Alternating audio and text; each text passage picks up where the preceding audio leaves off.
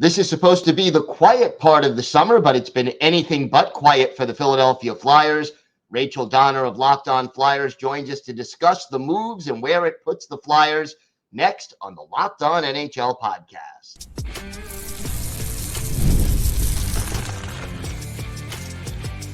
You're Locked On NHL, your daily podcast on the National Hockey League.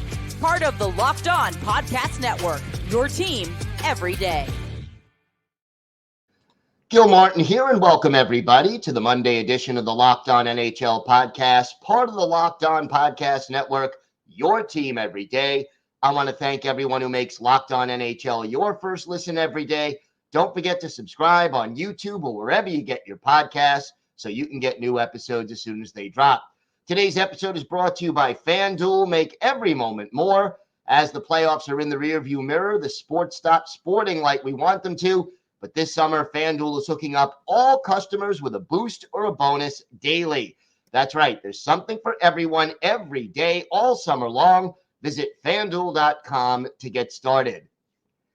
It is my pleasure to welcome into the show my usual Friday co-host and co-host of Locked On Flyers, Rachel Donner. And Rachel, it's been a busy summer for the Philadelphia Flyers, just at the time when most teams are sort of settling down. Yeah, it's been interesting. There really wasn't much of significance for the Flyers to do this summer, but they did stuff of significance anyway. Of course, I think the first thing is that first round draft pick from 2023, Matvei Michkov, suddenly became available to come over this year as opposed to 2 years down the road, which is per his original KHL contract. That's what we thought was happening. So this past week, of course, he came over. They had a big introductory press conference for him. He had signed his ELC and everything. So he is going to be a Philadelphia Flyer this upcoming season. Now, what impact do you expect him to have, and how soon do you think he'll have an impact? I think the Flyers are being very, very smart about this because he's 19 and he's coming over earlier than expected. They are doing a lot of work to try and temper expectations for him. He's got a lot to learn to make the transition to the NHL game from the KHL. And, he's got a lot of raw talent and skill. Obviously, he wouldn't have gone top 10 otherwise. And of course, I think many people think he dropped at least a few spots in that draft just because of the availability issue, which is now moot. So I think it remains to be seen. But I know he has high expectations for himself, and the team is just doing the best they can to help him adjust. And I think that, we just got to give him a little bit of time. But the skill is absolutely there to make something happen. Whether it happens right away, we'll see. Does he start the season in the NHL, or do you think the AHL? 100% in the NHL. They would not have done all of this for him to play in the AHL. And what role do you expect him to start off with, and then maybe where does it go from there?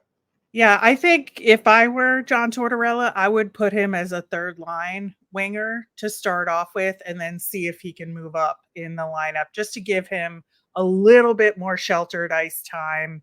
And ramp it up as he gets more adjusted. In theory, I think he'll net out at a second line winger for the season, but I would start him at that third line wing. And what are some of the things that he needs to work on to really be more effective in the NHL? He has not a solid defensive game, let's say. And that's been like the big ding on him. And John Tortorella, as we know, is known for having a two-way game, and he expects all of his players to play a two-way game and block shots and be strong defensively. So I think that is going to be his first assignment when he comes to camp, is really learning that system and how he can fit into it and building those skills. And that wasn't the only big move that the Flyers made. They signed Travis Konecny to a big extension. Talk to me about that. Yeah, it's interesting because this upcoming season was set to be a contract year for Konecny. No longer the case because he signed that extension. So it doesn't kick in until the following year. that 8-year deal. And it is, as we said on the Friday show, it's the biggest deal that the Flyers have ever officially signed, aside from that offer sheet ways back. But I think that, he has solidified himself as a core member of this team even before this deal was signed. And he is currently, with that extension, signed through 2033. So he is a long-term part of this team, and they plan to have him be a core part of this team for the future. And I think, an 8-year deal is pretty standard these days for guys like Konecny, and to get him to be paid a little bit less per season, you have to give it to him, and that's what they did. And we'll see how it turns out for the team. But as for the player himself, huge part of the team, a really, prolific scorer, but also an energy guy. And I think that is the essence of the Philadelphia Flyers. And so I think it's a good thing to have him stick around. How old will he be when the contract ends?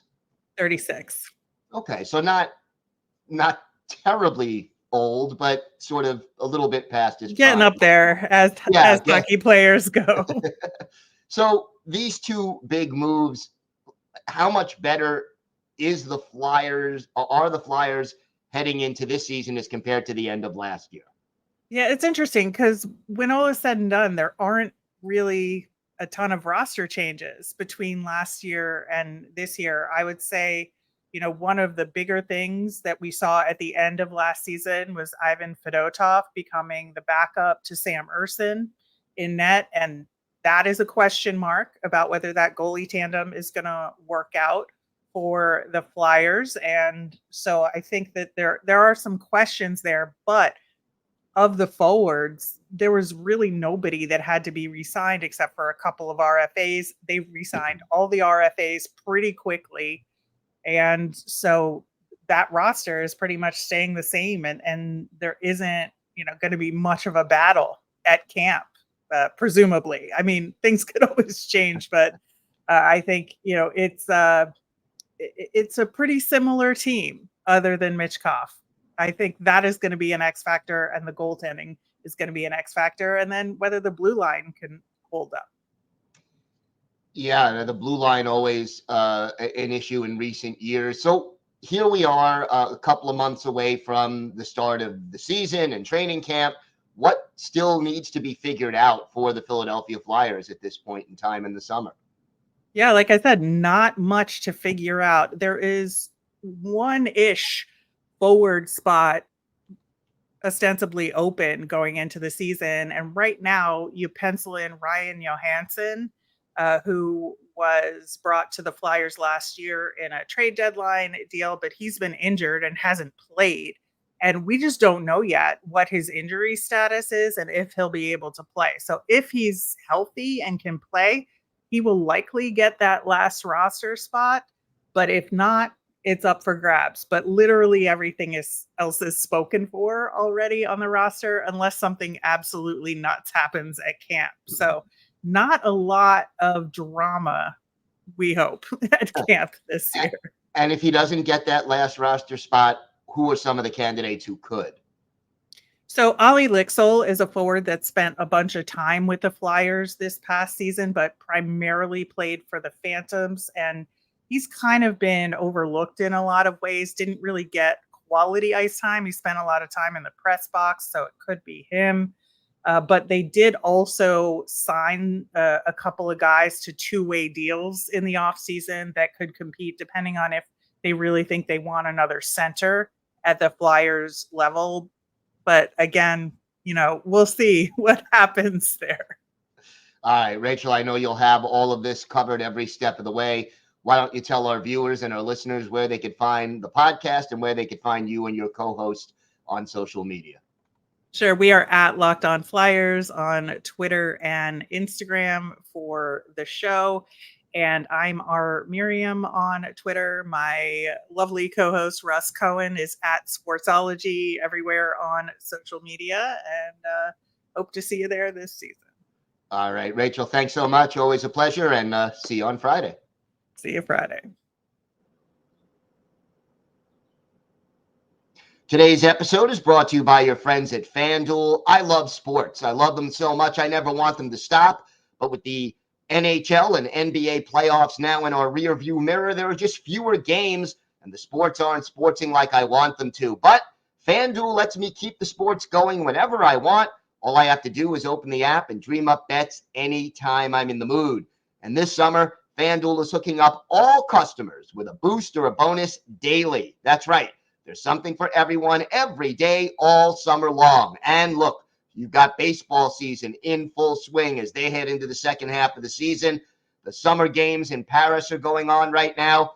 And of course, you have football futures as training camps open up across the United States. So head on over to FanDuel.com and start making the most of your summer. That's FanDuel.com, FanDuel, official sports betting partner of Major League Baseball.